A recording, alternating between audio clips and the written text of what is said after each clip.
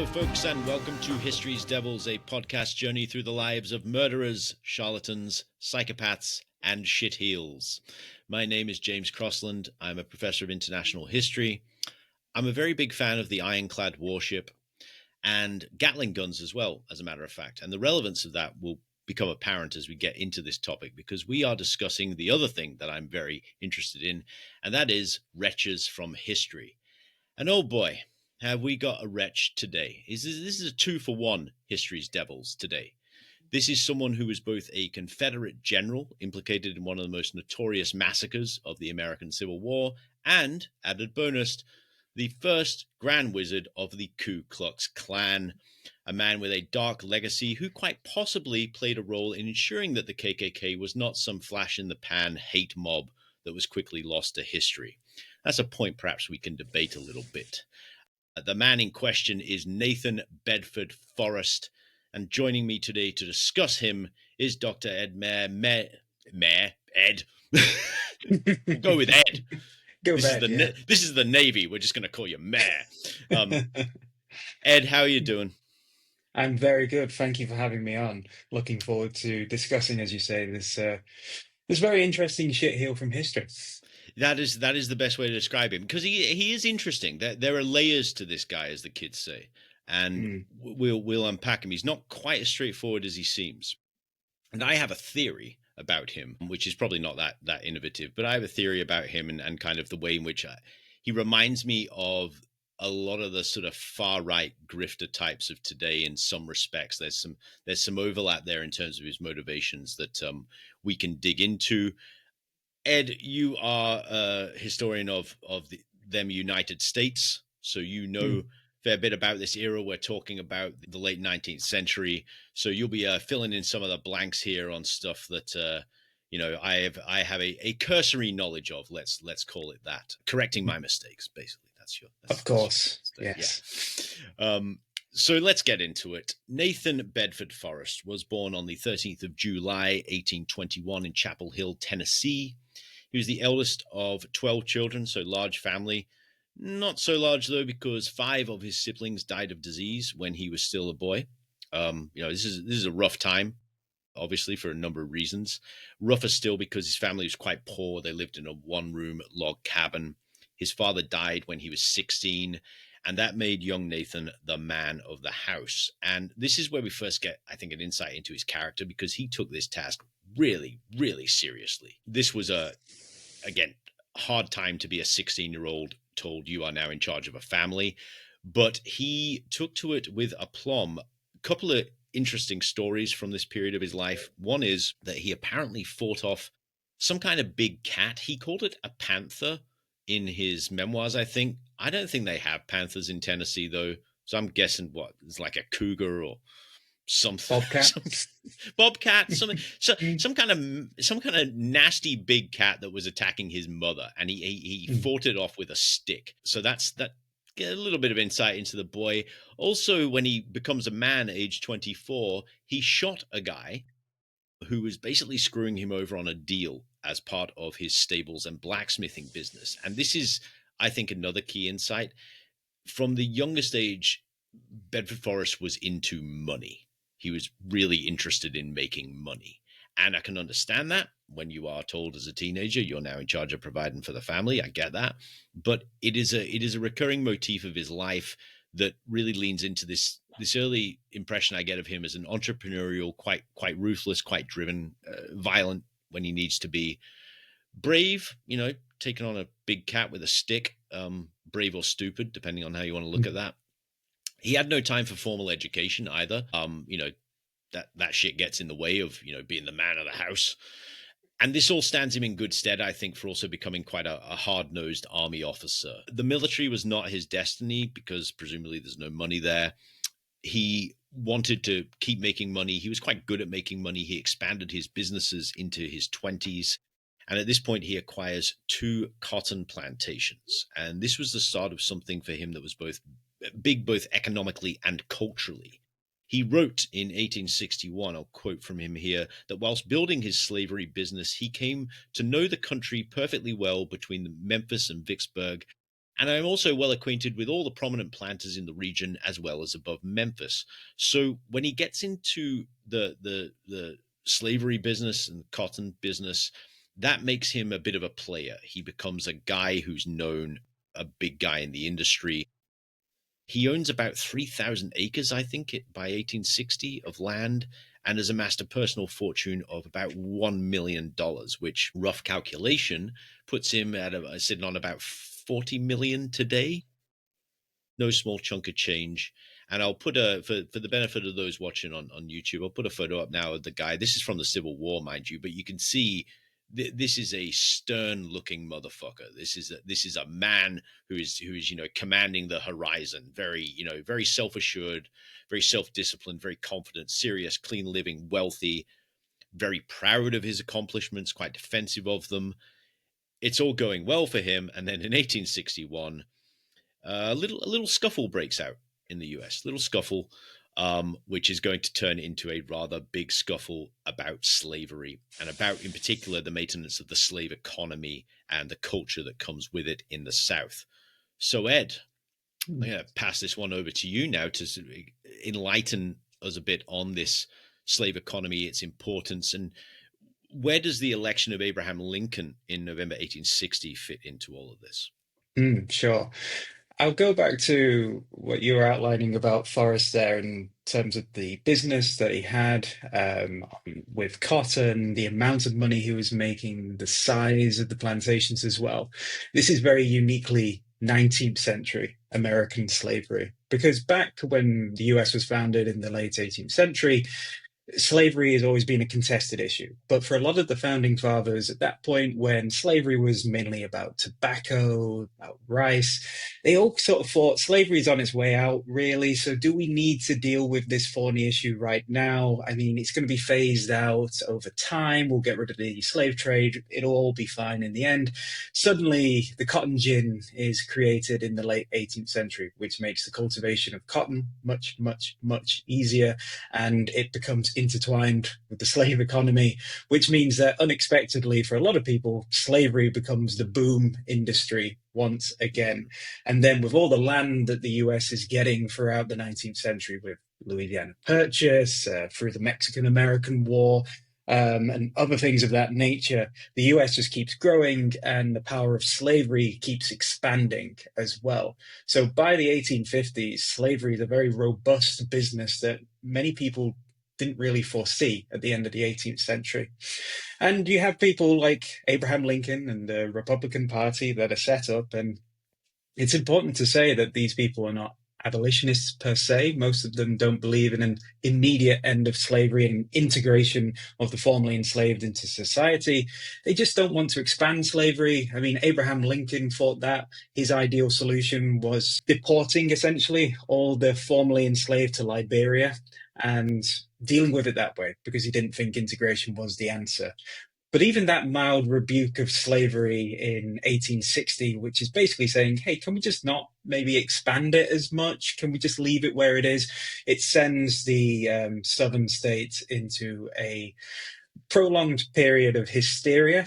And even though Lincoln is not on the ballot in the 1860 election in most of the southern states, he still wins. And this crosses a Rubicon for many Southerners who believe, well, we have to get out of this somehow to defend this slave economy. So that's what really sets up the Civil War. Yeah, and I guess a big part of that conceptually is that for the South in particular, for so many years, they're kind of looking at this and going, well, if we're not doing slavery, what are we doing? Like this is our bread and butter, basically. And I think that's an important point to have to focus on, because when we talk about the American Civil War in broad terms, obviously racism's a part of it. Obviously, it's a big part of it. It's integral to it. It's integral to the economy.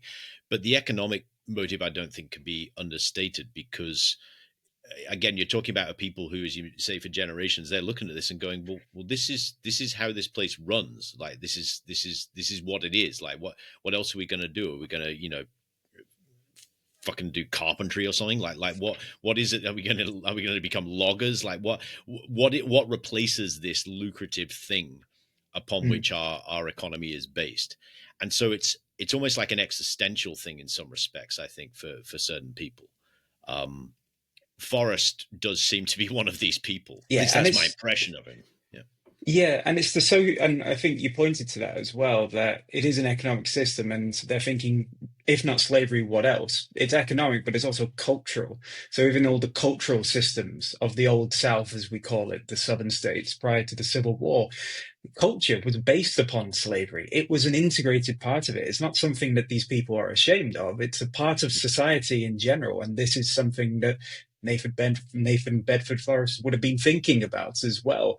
And why so many people, even people who did not own slaves, joined up to fight for the Confederacy, because it's our way of life. It's part of the social system. It's part of the order. So you're really right. You're completely right to say, if not slavery, then what? They just can't Yeah. think beyond it, most Southerners. Yeah. And Forrest, bless him, not a big thinker, I would think. He's kind of, yeah, he's one track in many respects. And this is what motivates him to join the Confederacy. So it's the 8th of June 1861, that's when Tennessee secedes from the Union following the Confederate attack on Fort Sumter in South Carolina. Worth visiting for anyone listening if you haven't. Fantastic, great historical site to visit. That's in April, 12th of April. And that's when we get the outbreak of the Civil War. Now, Forrest enlists on the 14th of June, so not long after Tennessee secedes. He's a private at first, but he looks around at the state of the Confederate Army, which calling it an army is kind of polite. What we're talking about are a bunch of ragtag state militias, mixed uniforms, highly variable levels of training and abilities with firearms. Some guys have rifles, some have got old shotguns, some have got fucking sticks. You know, some have money to pay for gear, many don't. This is all being booked on the fly. The organization is threadbare at best. And Forrest, a wealthy man, is looking at this and he's saying, yeah, well, again, I think he's thinking about it in entrepreneurial terms. He's going, well, I want a return on my investment. If I'm going to throw into this shit, I'm going to throw money into it to make sure that I am serving in a half decent, regiment at the very least. And he's egged on in this respect by Governor Isham G. Harris of Tennessee, who basically says, look, you give us some money, we'll get you a commission in the Tennessee Mounted Rifles. I should point out that it's not just a Confederacy that's a shit show at this time. Like the Union is also a bit of a mess. I think John Keegan sums this up nicely in his book on the American Civil War by saying, in 1861, America was not prepared for war, any war, let alone a great internal war. It had almost no soldiers, which paints in very bleak terms the preparedness of both sides. And that is something that I think is really on Forrest's mind when he signs up. He's like, if we're going to do this, we need to do this properly. So he outlays a fair whack of money, buys horses for his regiment, gets some bullets, uniforms. He's rewarded with the rank of lieutenant colonel. He rises up those ranks really quite quickly, and by the summer of 1862, he is a brigadier general. And he develops a catchy recruitment slogan for his unit, which I think is, print this on a t-shirt. Let's have some fun and kill some Yankees. We've all been there. We've all been there. Does what it says on the tin. The have some fun is interesting because it's, Yeah. Is this him sort of appealing to the yahoos and just going, yeah, come with me? I don't know. It's an interesting little tidbit that's how he's conceptualizing this. This Yeah, is it's a all good fun. day out for everyone. Yeah, completely. Yeah, let's just go on the march. Let's go to a little place called Manassas, see how that goes. Which it does go well for the Confederacy. I'm referring to the first Battle of Bull Run on the 21st of July, which is exemplar of what I'm talking about in terms of disorganization, because that was a complete mess. And I should say that it's after that battle in July that's when the armies of both sides start to go, oh, hang on a minute, this is probably going to last a while, and we should try to get our shit together. And that's when Forrest sort of leaps into action. He does not have military experience, as mentioned. This is a guy who makes money. He doesn't shoot people, but he's also not many people, but he's not fucking around once he gets into this. He leads his men very sternly. Again, like what happened when he became the man of the house as a teenager, he throws himself into this, takes himself and his duties very seriously. He's a disciplinarian. He's known for beating subordinates. There's one story where a guy refuses to cross a river because, I don't know, it's cold or something. So he beats him to within an inch of his life with a boating oar in front of everyone to prove the point. Kicks people for fleeing a battle carrying the regimental banner, which, to be honest, that's a bit of a no-no. You don't, you don't scarper off the field with the regimental banner. So yeah, he's not averse to giving his lads a kicking. He's similarly blunt force in his tactics. He later claimed, I'll quote here, of his battlefield victories: "I achieved them by getting there first with the most men, planning and making my own fight, never letting the other fellow make the fight for me." And he believed that this was a way to strike the first blow, get them scared, and keep the scare on them, charge and give them hell. So he's as subtle as a flaming brick to the face, basically. Yes, pretty much. Yeah, it's interesting hearing that, and how you've characterized him so far. There is no great deep tactical mind really at play here. It is just keep throwing men who are probably shit scared at the enemy until we win. This is really the strategy he's using. That's it. Yeah, it's the beatings will continue until morale improves. Sort of approach to things. That's what this guy is, and he's very aggressive, but he's also it's not like he's without success. During the surrender of Fort Donelson in February 1862, he convinces the commander to let his men escape before the surrender. So he's not all blood, guts, and glory. There is a little bit of let's live to fight another day. He also led a cavalry charge there. He's quite good with this, and this is something that we'll come into later with his nickname of the Wizard of the Saddle, the name that he gets for being very good on a horse. He leads a cavalry charge at the Battle of Shiloh in April 1862.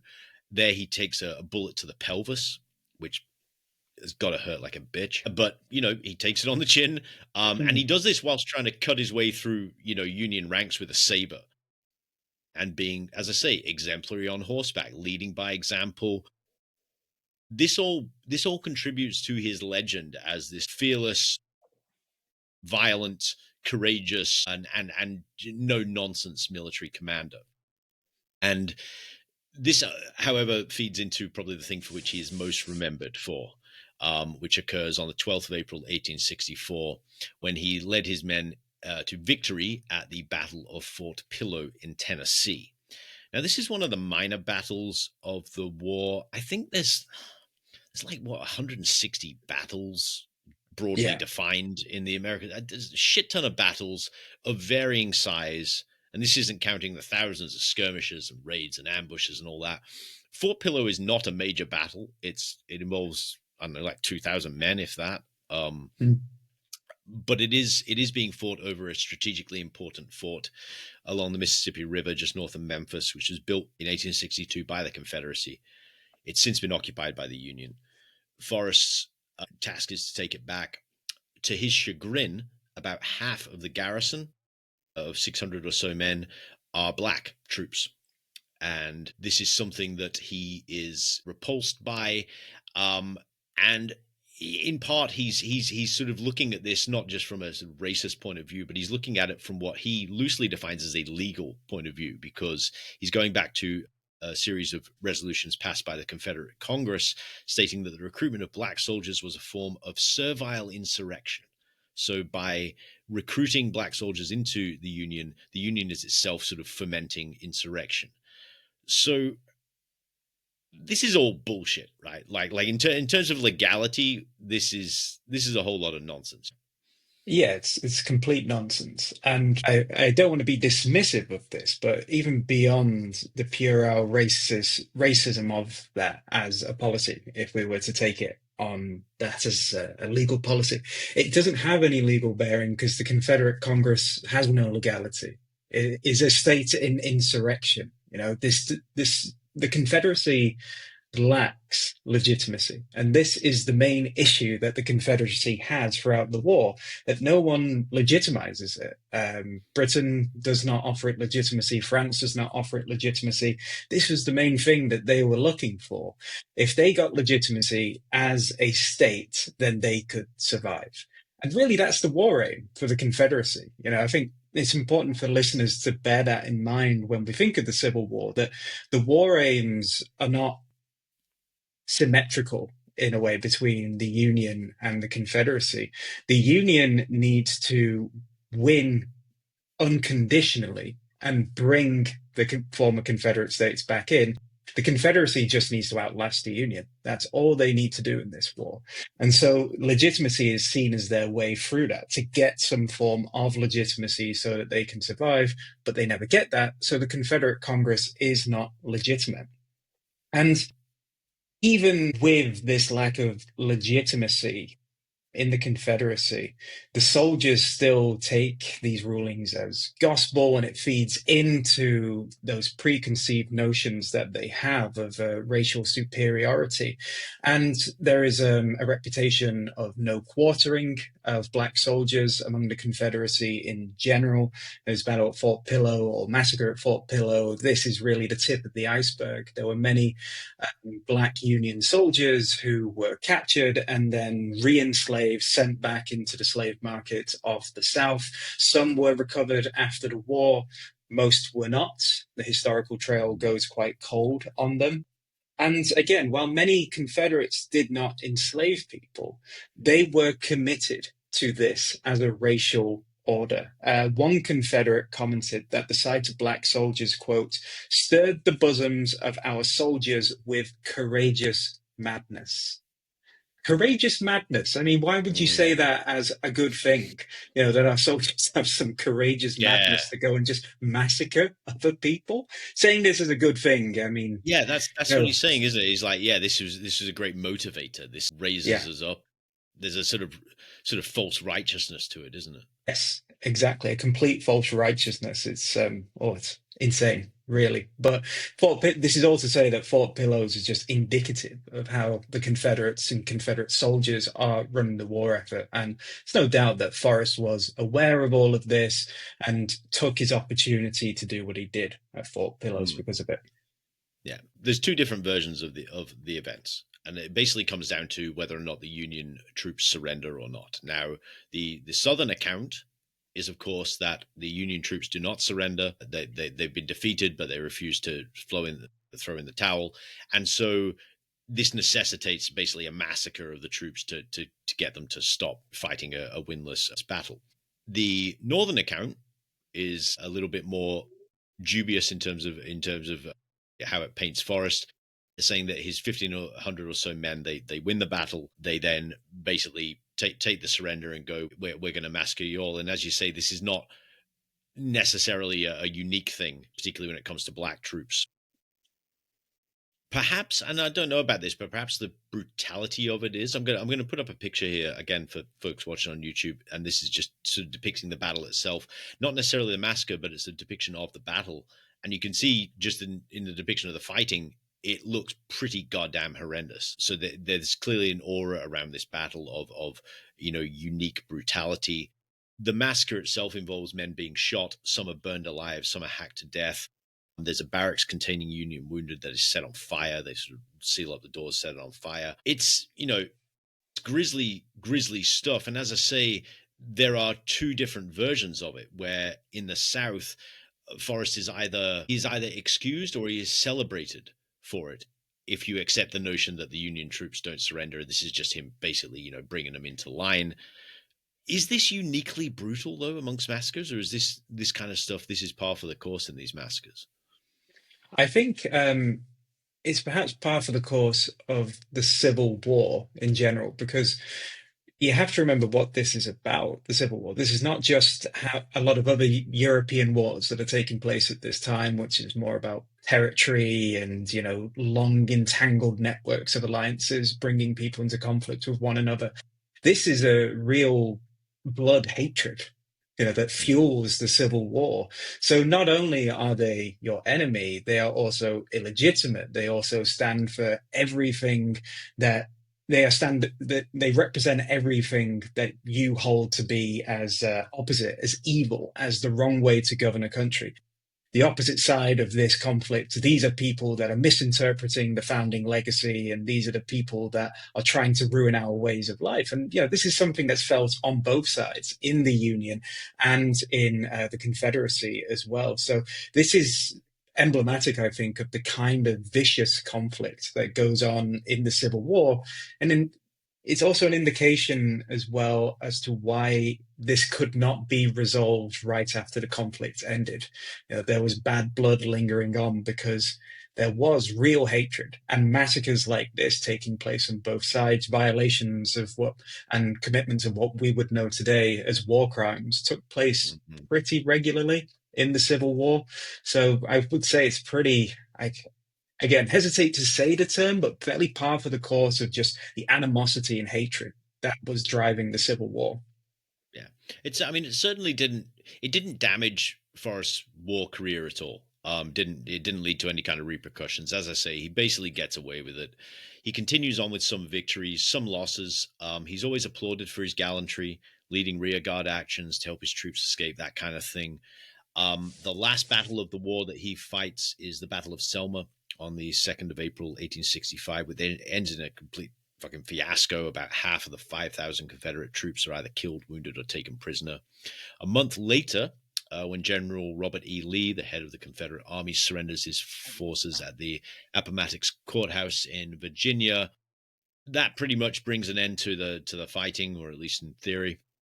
Forrest follows suit, delivers a farewell address to his men on the 9th of May, in which he tells them to accept the Union's victory, submit to the new order of things, and work towards peace. What a good guy! What a Good good guy, guy! you know, he Yeah, turned it round. and that's the end of our episode, folks. He's just it ends on a good note. He becomes this great guy. He learns his lesson, and thank you all for listening. And everyone clapped. And everyone clapped. Everyone clapped. But no, that is not what happened, because after the war, well, a couple of things happen after the war. First of all, and most importantly, he loses his slave income. Because the outcome of the war. And he is not alone in this. This is, as we were saying before, about the economic impetus of this conflict. This is devastating for the South, and this is a economic, cultural, existential realignment for people of Forrest's class, who are now looking around going, well, what on earth do I do now? And this is where I think his previous life as an entrepreneur kicks in, because he pivots quite deftly to railroad construction, specifically the Memphis and Little Rock Railroad, and then the Marion and Memphis Railroad Company, of which he becomes president. So again, he shoots to the top, becomes president of a railroad company, trying to build up his wealth again, and to profit off this era of Reconstruction. Now, Ed, I've just said the word that gets American historians kind of, it gives them Yeah. hives. Reconstruction. Yeah, Can you I'm just pressing the panic button right now. press the panic button? But this is what you're here for, because look, I understand that term in very broad sweeping things. I know basically that it doesn't really work, but beyond that, Yeah. can you perhaps break it down a little bit? What is Reconstruction? Why is it flawed? What's the deal with it? Yeah, so as we've alluded to, Reconstruction is quite a neat term for something that's pretty ill-defined, and there's not really much agreement on what the aims of it are. So, on a basic level, Reconstruction is trying to bring back the former Confederate states into the Union. And it also means that during this period, Union troops are occupying the South. The South is under some prolonged state of martial law, and it has to reach a certain level, some certain benchmarks to then be brought back into the Union. But again, this is really ill-defined. What are the things that the South has to achieve to come back into the Union? Republicans are really split on this, and Democrats as well obviously just want a speedy resolution to all of this. And Reconstruction ends in 1877, basically as a bit of a political gamble, political machinations. There was a bit of a contested presidential election, and to let the Republicans in, the Republicans said, all right, we'll end Reconstruction then. So it just ends without really much coordination or knowledge as to what it actually achieved at this point as well. And no one can sort of point to tangible achievements of its aims, because as you say, the aims are so ill defined anyway. No one tries to defend it. I guess. Yeah, so it's people just want to move on by 1877, but it's not to downplay some of the real successes that happen after the Civil War. You have the 13th, 14th, and 15th Amendments to the Constitution, which all pretty much secure the rights of freedmen, the formerly enslaved, giving the right to vote to black men as well. So there are some real federal changes which are important to this day that come in because of Reconstruction. The issue is implementation, and how do you actually change this culture in the South to accept that this takes place? So what happens after Reconstruction once the troops are gone? Well, we see what happens. Jim Crow happens, separate but equal. Once the troops leave, the South is free to gerrymander, it's free to intimidate, it is free to reassert the dominance as well of the white class as well. But also, there's economic problems. I mean, what do the formerly enslaved do? I mean, what is their economic opportunities? So a lot of them just end up in sharecropping situations. A lot of them just working for the people who used to enslave them. Sharecropping is very much like a feudal situation, Yeah. feudal lords and tithing the land and all of that. So the opportunities just aren't really there for the freedmen as well during Reconstruction. But to get back to Forrest and this sudden turn to the railways, I think we can put that in a bit of context as well. And funnily enough, I think it's another consequence of the Civil War that leads Forrest here. And what I mean is, two key acts are passed during the Civil War, the Pacific Railroads Act and the Homestead Act. And both of these basically incentivize people to go out west, to take up land to the west. The Homestead Act will give you a plot of land out there somewhere, and you just have to cultivate it. And after a certain amount of time, you get that land. It's yours. It's your family's forever. And the railroads are the means that take you there. Now, this is a direct consequence of the Civil War because the South before the Civil War was really opposed to any of this. The Homestead Act in particular, they hate it because the idea of giving up land piecemeal to individual families got in the way of slavery. So they thought that this was some abolitionist route through the back door to try and end the expansion of slavery. So they had basically been a block against it. Similar for the Railroads Act as well. They really resented that the North seemed to get most of the benefits of this, and it sort of diminished the Southern agrarian economy. So while the South was away, the North was just like, well, yeah, let's just try these acts again while the South is gone. We'll just slide these through Congress. They pass really easily. And so after the Civil War, there's an infrastructure in place that I think Forrest immediately notices. And as you've outlined, he has this entrepreneurial mind and decides, well, I'm going to get involved with this as well, even though it's something that was quite antithetical to the Southern Yeah. cause before the Civil War. Yeah, and that's to me is the really sort of interesting point there, is that here's this guy who's being held up at the end of the war as this sort of exemplar of this gallant, courageous Southern defender of Southern rights, war hero. He's a legitimate war hero to the Confederacy, and yet here he is pivoting very quickly to well, slavery's done, got to do something else. And as you say, this whole thing, which has this backstory of being, as you put it, abolition through the back door in certain respects. He just latches onto that and goes, yeah, but there's money there. And I really like money, and money's good. Yeah. And, fuck it, basically.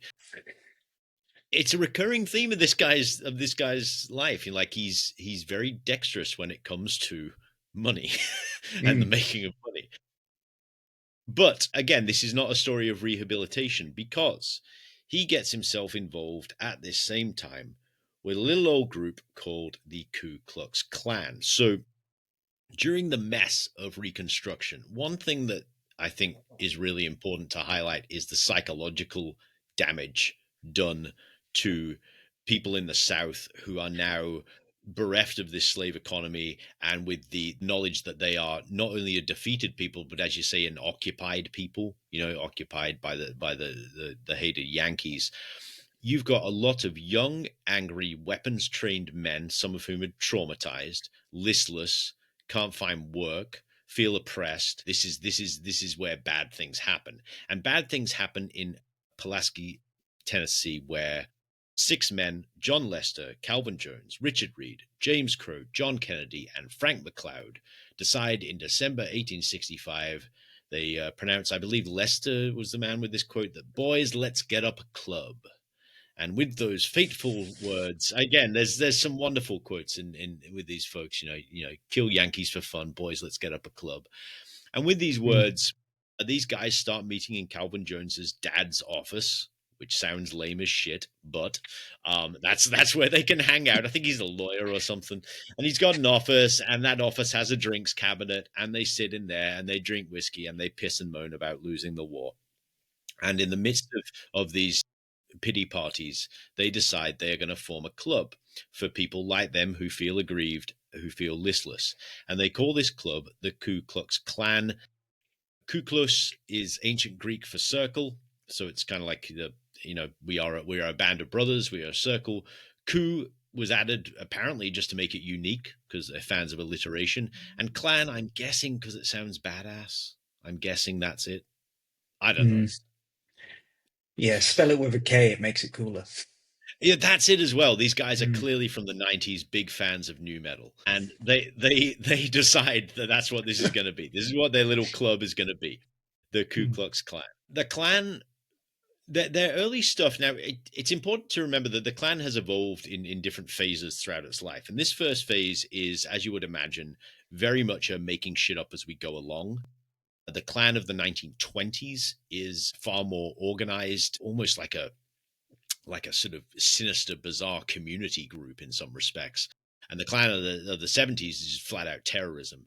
These guys actually start more as a bunch of pranksters, really, with a racist edge. So the whole thing with the white sheets and everything else, that starts with them putting on sheets to go around to freedmen's houses and go, "We are the ghosts of the Confederate dead."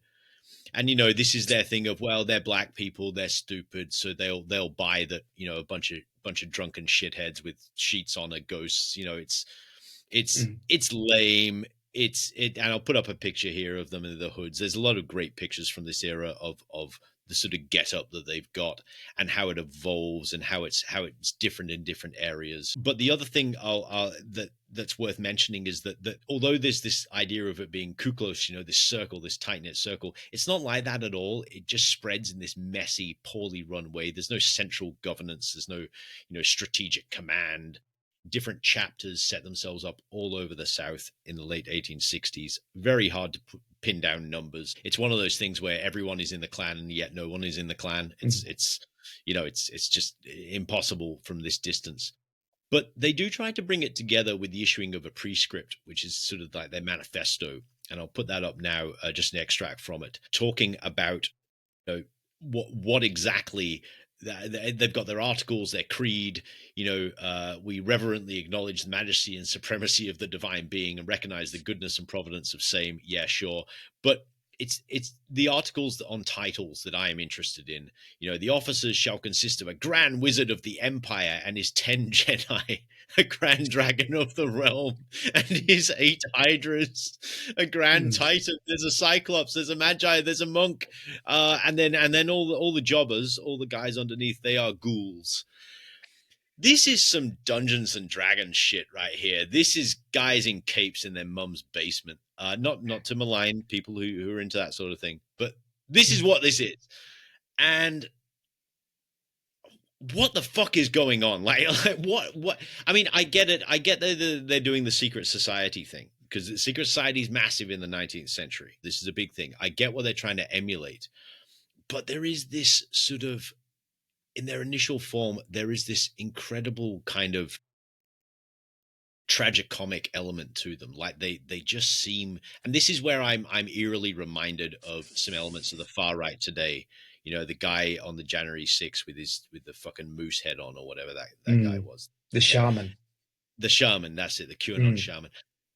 You look at these guys and you're like, how does this happen? What's the correlation between this stuff and dressing up like a fucking troll or whatever? I don't get Think, yeah, well, to put, I was going to say to put my hood on for a second, but to put my thinking cap on for a second, I think with the Klan and what you see with the far right today is that there's some psychological fracture that happens within these communities of a world that they expected to exist and that they were brought up in and that they were told was real.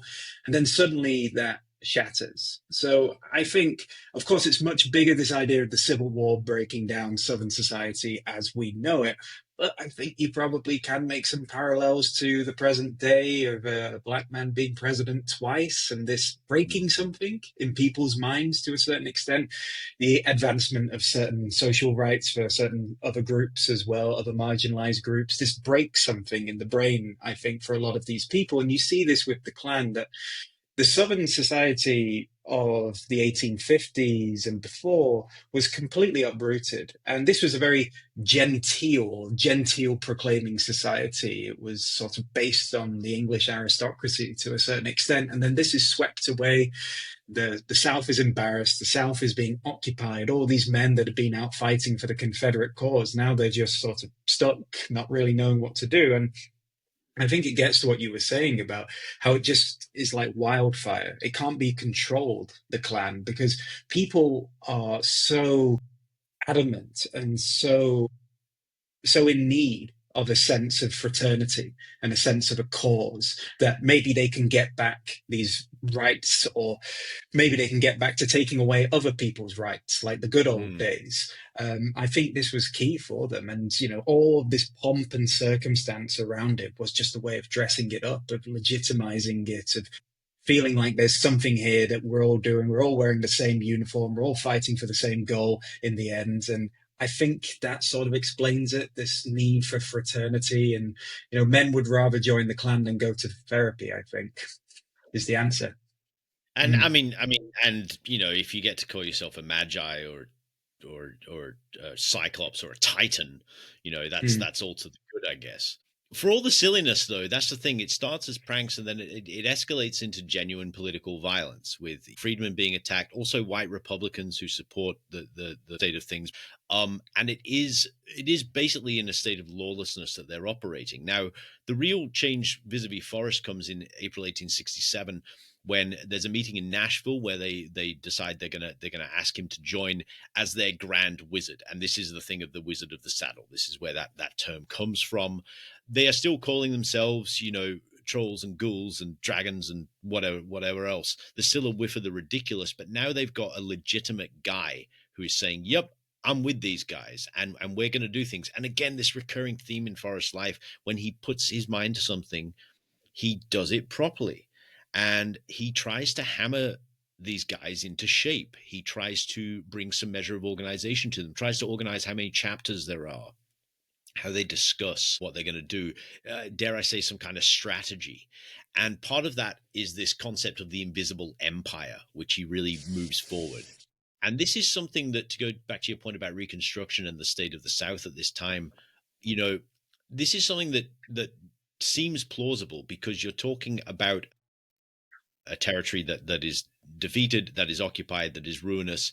And here's the Klan positing itself as, well, we can just basically continue things as they were, or how we want them to be, by making sure that the judges and the police and local officials are all members of the Klan. And that way we basically, I mean, it's the right-wing version of the deep state, right? It's that thing. It's, you know, it's our own deep state. And he calls it the invisible empire.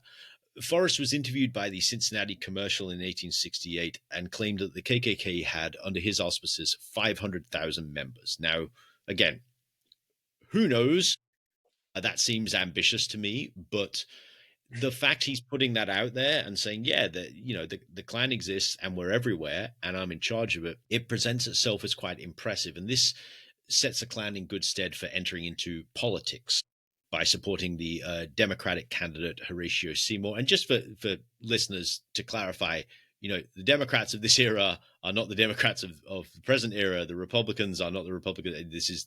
You flip them, basically. You flip them. Southern Democrats are the guys who want to reverse the outcomes of the Civil War. And there's an 1868 election where Horatio Seymour, the Democratic candidate, is put up against Ulysses S. Grant, Republican. White Republicans and black voters are intimidated by the KKK in the lead up to the election. There's a Republican Party organizer by the name of George Ashburn who was actually assassinated by Klansmen in March 1868 in Columbus, Georgia. Forrest is actually tied to this killing because he visited Columbus a week before. to set up a new KKK chapter there, or to at least to hammer it into shape. Again, it's not something that we can't prove he orders the assassination, but it is an interesting timing. All of this is for naught, though. Seymour loses the election, not by much, though. Really, it's not like he's wiped out by any stretch, which is perhaps notable. And I guess this in many ways was meant to be in this first phase of the Klan. When we talk about the phases of the Klan, really we're talking about the sort of 1865 to early 1870s for this first phase. This was meant to be the turning point. This was meant to be where they had a political impact and began to officially reverse the outcomes of the Civil War. As I say, by not a massive margin, this does not happen. Seymour does not get in. And we get ourselves a little turning point, perhaps, in American history. Maybe I'm over-egging it. I don't know. It seems like one to me. Well, I find Seymour a really interesting candidate to consider in this context because, as you said, the Democrats and Republicans are not really, they kind of flipped as we know them today. The Democrats are very conservative. The Democrats have been the ones that have were supportive of slavery prior to the Civil War. But even though Horatio Seymour is a Democrat, he still kind of supported the war. He was the governor of New York. So it's not like he's going to secede New York to the South. And, it's just amazing to think at one point we had Horatio Seymour as the governor, and now we have Zoran Mondami as the mayor of New York, to see how far the city and state has come as a whole. But Seymour was someone who was supportive of the war effort. He did his bit, even though he dragged his feet. But then he adopts this platform in 1868, which, if you look into it, it's mad, the kind of things he's calling for. Yeah. Dismantling the Freedmen's Bureau, which means there would be no support for the formerly enslaved. It was basically the Klan's manifesto, and I think with someone like Seymour, it shows that it's not just the South. It's not just these weirdo freaks in the South playing Dungeons and Dragons in their dad's law office. This is now a national thing. And people like Seymour are pretty scared. Like, oh, I better toe the line on this. I mean, not to absolve him. I'm sure he backed a lot of that platform that he stood on. But the Klan has real political clout in the late 1860s. And I don't think it's any understatement to say that going into the 1870s, they had a lot to expect in terms of more political power, more political engagement. But the issue is now that they're dealing with not Andrew Johnson, who was the president, who was a Democrat. They are now dealing with Ulysses S. Grant, a former Union war general of the Civil War, who is not really going to take too kindly to the Klan. No, he is not. In fact, he's gonna be the guy who really starts the process of dismantling this first, or at least suppressing this first incarnation of the Klan. I'm going to put up a photo here of a guy called Hiram C. Whitley, who looks an awful lot like Nicolas Cage. And if there's ever a film made of him, Nick Cage is going to overact his way all the way through it, I would hope. Whitley is he's the head of the U.S. Secret Service. Now, just to explain that, U.S. Secret Service is not what it is today. It's basically something that is developed in an ad hoc way during the war. At the end of the war, their primary task is to hunt down counterfeiters. Basically, a lot of dodgy money gets printed during the war, Confederate money, and then afterwards there's a lot of that happening. But what Ulysses S. Grant decides is that actually, the Klan is getting out of control and we need to do something. We need to intervene at a federal level in this. And so he sends Whitley south of the Mason-Dixon line in 1871, the spring of 1871, with a mandate to basically figure out how to crack these guys. And it's interesting that the way in which Whitley does this, he's fortified in some respects by the Third Enforcement Act of April 1871, sometimes called the Ku Klux Klan Act, which authorized the suspension of habeas corpus in the South to battle the Klan. So that's pretty heavy. That's pretty serious. Whitley, however, in terms of his tactics, is more subtle. And I find this fascinating just as someone who's interested in psychological warfare. He seems to understand that concept of the invisible empire and its pervasiveness. And he doesn't just sort of come in with a bunch of guys with shotguns saying, right, we're going to raid this saloon because we know this is where Klansmen are. He starts planting like fake news stories in the press about how this chapter has ratted out this other, and about how this particular known Klansman was seen cavorting with a black woman, things like that. Like he really tries to get under their skin and basically does this divide and conquer strategy to try to dismantle them from within. And one good thing he does, which I think is quite clever, is when he manages to capture, say, two of these guys, puts them in different cells, goes to interrogate one, goes to the other, and says, "Look, your mate over there has said that you've done this, you've done this, you've done that. He's ratted you out." Then he goes back to the other guy, says, "Your mate over there said you've done this, you've done this, you ratted out," and basically gets them into a state of paranoia. And arguably, this has an effect on Bedford Forrest, who, look, he's not a dumb man. I think he realizes by the time we get to, well, particularly when Ulysses S. Grant is in, I think he realizes that this show might be coming to an end, and it's probably time to return to just being a railroad magnate or whatever. When Washington gets involved and you get Willie turning up, that's when he basically gets called to testify to Congress, along with other leading Klansmen, and he does this in exchange for immunity. So he sort of kind of rats out his own people. He's not there defending and going, "Well, no, the Klan is righteous, the Klan is good, and I will defend it to my last breath." No, the first opportunity he says, "Right, you want me to testify, I'll testify." And his testimony is bullshit. I mean, he does what most of them do. It's this thing of, well, there's this thing called the Klan, and I know it's everywhere, but I'm not a member of it. I nothing to do with me. He does a lot of that. He later actually admits to a judge to telling gentlemanly lies. That's how he puts it, about his KKK membership. And it's a sort of lie agreed upon because no one's buying this, right? I mean, everyone No. knows. Yeah, everyone knows. His brand is, you are the Confederate hero turned Grand Wizard. Mm. Yeah, I think it's interesting considering his motives around the Klan, because as I think we've outlined, he's an entrepreneurial guy. He's always looking for the next scheme to get some money in. But I think as well, he's cognizant of the need for political capital as well, and what he has in terms of political capital and how he can use that to galvanize the Klan and, have this sort of army of reprobates at his beck and call.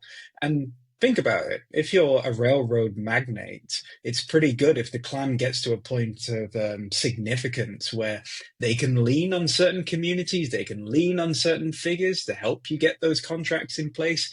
And this might sound a bit far-fetched, but this is exactly what the Klan does in the 1920s. The Klan runs the South in the 1920s. If you want to get into democratic office as like a legislator or even or especially a governor, you need to be associated with the Klan. You need to go to like some Klan barbecue and shake some hands. And, there are plenty of these photos that exist. So it might sound ridiculous, but I think Forrest is actually just a bit ahead of his time in some ways of understanding what this crowd of weirdos can really do for someone's economic and political potential as well.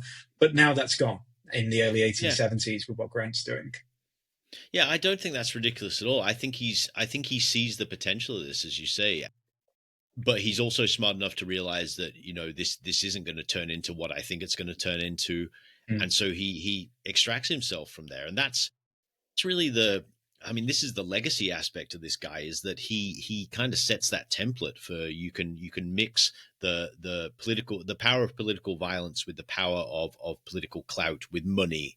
And that's a very, very, very potent mix. But as you say, this isn't going to really happen until the next century, when the Klan kind of rises from the ashes. Not that it ever fully goes away, but in terms of its clout and power, it takes a good couple of decades to recover from what Whitley does to it. The trials are a bit of a mixed bag. In terms of the numbers of Klansmen brought to trials, about 3,300. About half of that, little less than, are convicted, and the Grand Wizard is not one of them. So a little bit of this, little bit of that. Most historians would agree, though, that 1871 is the beginning of the end of the first KKK. As I say, it's kind of put on ice for a couple of decades. But in terms of what Forrest achieves in that time, I think he gives them a bit of legitimacy. I think he outlines, as mentioned, that notion that we can turn this into a political force, and Mm. he lends his credibility as a Confederate leader into one of the great Klan founding mythos, which is that we are the defenders not just of Southern rights, but of general sort of justice and law and all this sort of stuff as well, which is a big part of how they position themselves both in the 1860s and 70s and in the 1920s. You know, Yeah. we can govern these lands. And also, Forrest is crucial because he's that link between the Klan and the Confederacy. That's what gives the Klan its legitimacy from there. And, we're talking about the Klan and how it dissolves in the early 1870s. And I really do think it's a good example of how the powers of Reconstruction actually did some good things, like crushing the Klan. That is a really good use of federal power during this period and Reconstruction powers. But the Klan aren't the only game in town. There are loads of other weirdo organizations, racist organizations that emerge over the South. You have the Knights of Camellia in Louisiana, another sort of More of that. strange faction. But Yeah, then more of that. probably more significantly, you have the red shirts. And I think the red shirts, if Mm. anything, learn from the mistakes of the Klan because crucially, they're not an invisible empire. They're not underground and they are very focused on this on elections in particular, voter intimidation, and they survive all the way into the 1900s, the red shirts, and they become like I think some historians have called them the army of the Democrats, essentially. And the Mm. Democrats realized by 1870 that really having the Ku Klux Klan going around scaring black communities, lynching, all of the rest of it. This is really bad press. And when you think that Reconstruction has enfranchised black individuals in the South, the North is generally Republican, it's really boxing in Democrats who ever have a hope of taking the White House again and even some state level elections as well. So, really, for the Democrats, they start to outgrow the Klan in some way. But also the economic situation in the South as well starts to work in favor of the white individuals. I mentioned sharecropping. Most people realize sharecropping is a pretty good way for me to exploit people and make money. It's sort of similar to slavery. So if the Klan come along and they're intimidating the people who are your sharecroppers, that's not really good business. So it's quite grim to think of this side of how the Klan dissolves, but it's political expediency in terms of the Democrats. They find a better organization to do their intimidation. And Yeah. also, there's just the economic side of it as well. White people realize I'd rather be making money than intimidating formerly enslaved individuals. And Forrest seems to be, again, one of these guys. He makes a, a dramatic babyface turn after the Klan falls apart, seemingly becoming a guy who is reinvesting his time in his businesses whilst doing some stuff that just does not fit the profile we've examined so far. In 1875, for example, he allegedly tries to form a posse to hunt down a racist lynch mob that had killed 5 black men. So he's like, we need to round up a posse and find these guys. That same year, Forrest delivers a speech to the Pole Bearers Organization, which is a black Southern group, which is pretty conciliatory. And during this, he talks about wanting to improve race relations. He even reportedly, according to one newspaper, receives a kiss from a black girl on the cheek, gives him flowers, kisses him on the cheek, and he's like, oh, wonderful, blah, blah, blah. He got shit on by former Confederate soldiers for this, notably. He got denounced in the Macomb Weekly Telegraph for his, quote, disgusting recent exhibition at a Negro jamboree. So that's he's being denounced by his former literal Confederates. And unfortunately, he doesn't stick around long enough for us to really unravel what's going on here, because he dies in October 1877 at the age of 56 from he's gone and got himself the diabetes. Too many cakes. Mm. He still had a big funeral. About 20,000 people came out for him, and he's still remembered. I'm not sure what to make of this turn. What do you think? What do you think's going on with him in this final stage of his life? I think it's consistent with what we've been speaking about before with Forrest that he is someone who is thinking about the next grift, the next way to make money. And by the mid 1870s, 1865, the Civil War, that might as well have been a different century for Forrest. It doesn't really matter that much anymore. Remember, he's reinvented himself as a businessman. He needs to, make deals. And he might have been thinking ahead to another grift that involves him being the face of something. And if you appeal to both a black and a white audience, then you might make more money. It also might make you more palatable on a national stage. That's really the only way that I can interpret what Forrest is doing here. But I think as well, how other Confederates are turning against him kind of leads into the aspect of legacy as well, of where Forrest fits in the rogues gallery of Confederates and how they're all commemorated about that. But yeah, I think it's just opportunism, which is run throughout the whole of Forrest's career. Yeah, in that respect, it's consistent.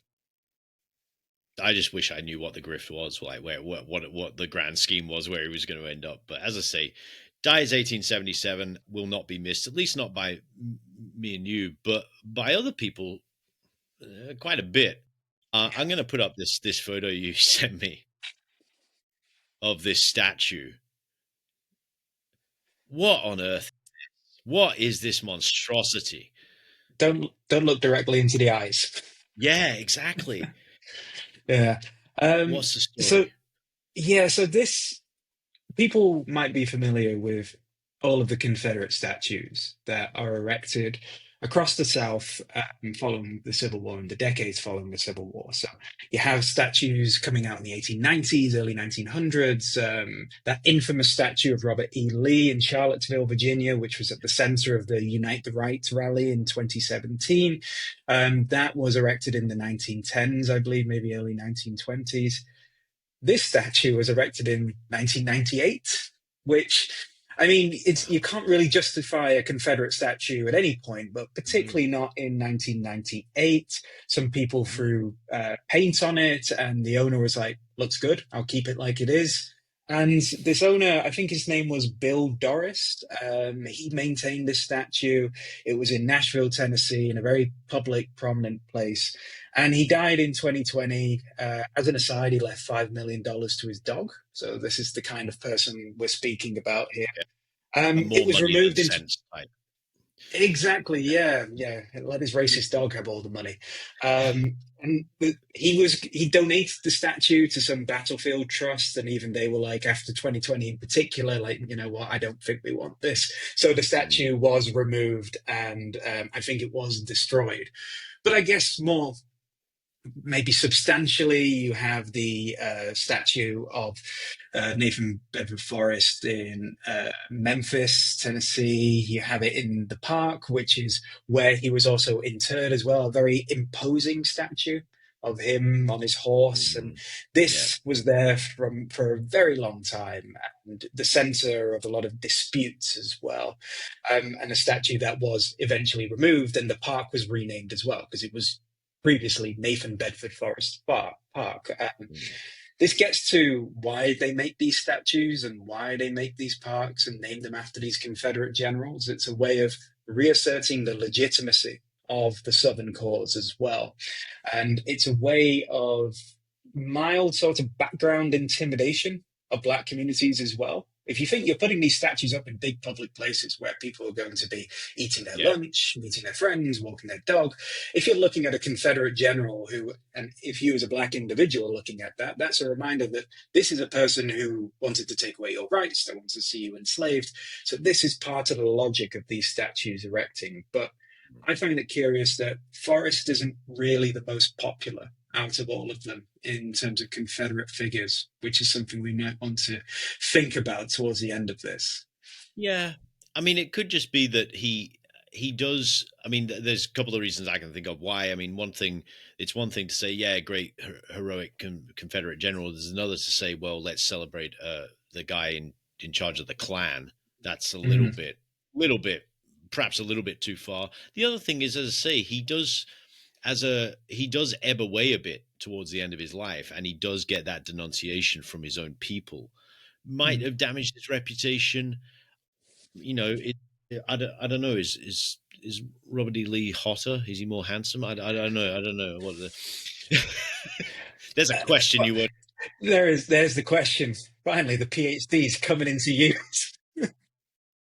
I don't know. Like, I think perhaps the fact that he goes on to not, if he was just some guy who was like, "Yep, Confederate sentinel," and then I go off to make money on the railroads, fine. But the fact he becomes the Grand Wizard, I think even for people from a sort of the South will rise again perspective, Mm.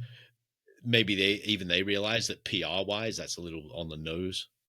Yeah, I think that's certainly part of it. I think, the Klan stuff you can't get away from, and the Klan is pretty much, synonymous with something that you do not want to be associated with. But as you said, the South will rise again. This sort of ethos of the lost cause of the Confederacy that emerges after the Civil War. That the South was actually quite a righteous society, and the North was actually, just trying to impose too much on the South. It's all about states' rights. The South was fighting for like this traditional system that was in place, and I think you can turn to Robert E. Lee as someone who went with his state. He went with Virginia to join the Confederate cause, and he's quote unquote honorable. I mean, most historians would disagree with that completely, but for a lot of people, they can make that case. Then you have other individuals like Stonewall Jackson, who's on the other side of this spectrum, who's a lot more rough and ready. And, he dies during the Civil War as well. So he's a bit of a martyr. But I think with Forrest, and why you don't see him memorialized as much, is because he exposes how bullshit, the South will rise again, the lost cause is. He exposes that people were involved with slavery because of money. People got involved with, the Confederacy as well to boost their own profile. And he just kept doing that after the Civil War as well. I think in Forrest, you see a much more honest depiction of what the South was. There's guys trying to make money and going from one scheme to another. And I think a lot of people who, sons of the Confederacy or whoever they might be, these organizations, I think they realize that, and that cuts a bit close to the bone when they're thinking Yeah. of memorialization. Yeah, that's an excellent point. And we started this as me saying this is a 2-for-1. It's actually a 3-for-1 now, because we've got a guy who orders a massacre, first Grand Wizard, and we've also got an ultimate right wing shitheel grifter, basically. Yep. Yeah. And that seems like an appropriate place to wrap this up. That is Nathan Bedford Forrest. A wretch on at least 3 levels. Thank you, Ed, for joining me on this Odyssey of Awful. No problem. Thank you, dear listener. I hope you enjoyed this episode of History's Devils, whether listening in the audio version or watching us on the YouTube. Please leave a like, a comment, subscribe, because let's face it, history is full of devils, and we've got plenty of their stories left to tell you. See you all later.